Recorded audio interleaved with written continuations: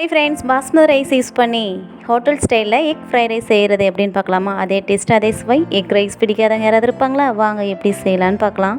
இதுக்கு தேவையான வெஜிடபிள்ஸ்லாம் எடுத்துக்கலாம். கேரட், பீன்ஸ், முட்டைக்கோஸ், அப்புறம் இதெல்லாம் நல்லா பொடிசாக கட் பண்ணி எடுத்து வச்சுட்டு கூடவே ஆனியன், க்ரீன் சில்லி கட் பண்ணி எடுத்து வச்சுக்கலாம். ஒரு பேனில் 3 டேபிள் ஸ்பூன் ஆயில் விட்டு பூண்டு சேர்த்து நல்லா வதக்கிக்கலாம். பூண்டு வதங்கினதுக்கப்புறம் க்ரீன் சில்லி, கட் பண்ணி வச்ச வெங்காயம், கொஞ்சம் சால்ட் சேர்த்து நல்லா வதங்கினதுக்கப்புறம் நம்ம வெஜிடபிள்ஸ் ஒன்று ஒன்றா ஆட் பண்ணிக்கலாம். ஆனியன் ஓரளவுக்கு குக் ஆனதுக்கப்புறம் தேவையான வெஜிடபிள்ஸ்லாம் ஒன்று ஒன்றா ஆட் பண்ணிக்கலாம். கேரட், பீன்ஸ், முட்டைக்கோஸ் சேர்த்து நல்லா வதக்கி எடுத்துக்கலாம். இது ஒரு 60 to 70% வந்து வதங்கினாலே போதுமானதாக இருக்கும். வெஜிடபிள்ஸ் வந்து நம்மளுக்கு ஓரளவு குக் ஆகிடுச்சு, அதாவது 70% வந்து இப்போ குக் ஆகி வந்து நம்மளுக்கு ரெடி ஆகிடுச்சு. ஸோ இதோட நம்ம வந்து கொஞ்சமாக வந்து மஞ்சத்தூள், கலருக்காக நான் வந்து மஞ்சத்தூள் ஆட் பண்ணிக்கிறேன். உங்களுக்கு வேணும்னா சேர்த்துக்கோங்க, இல்லைன்னா ஸ்கிப் பண்ணிக்கோங்க. இப்போ வந்து மஞ்சத்தூள் ஆட் பண்ணி நல்லா கலந்து கொடுத்துக்கலாம். இன்னொரு பேனில் கொஞ்சமாக ஆயில் விட்டு 2 வந்து எக்கு வந்து உடச்சி ஊற்றிக்கலாம். அந்த எக்குக்கு தேவையான சால்ட்டு, கொஞ்சம் மிளகாத்தூள் சேர்த்து நல்லா கலந்து கொடுத்துக்கலாம்.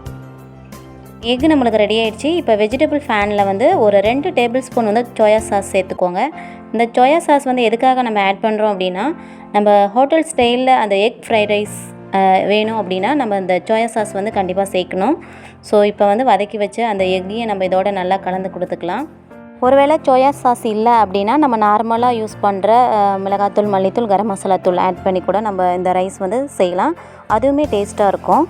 எக்கு வந்து வெஜிடபிள்ஸோடு நம்ம கிளறி கொடுத்ததுக்கப்புறம் நம்ம வடித்து வச்ச பாஸ்மதி ரைஸ் எடுத்துக்கலாம். இங்கே பாருங்கள், ரைஸ் வந்து ரொம்பவே உதிரியாக சூப்பராக இருக்குது.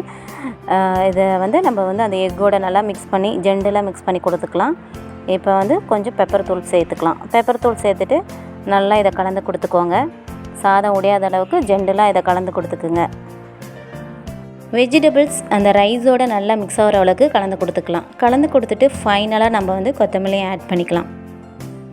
அவ்வளோதாங்க, ஹெல்த்தியான ஹோட்டல் ஸ்டைல் வந்து எக் ரைஸ் நம்மளுக்கு வந்து ரெடி ஆகிடுச்சுங்க. வீட்லேயே நம்ம காய்கறியெல்லாம் பார்த்து செஞ்சுருக்கோம் இல்லையா?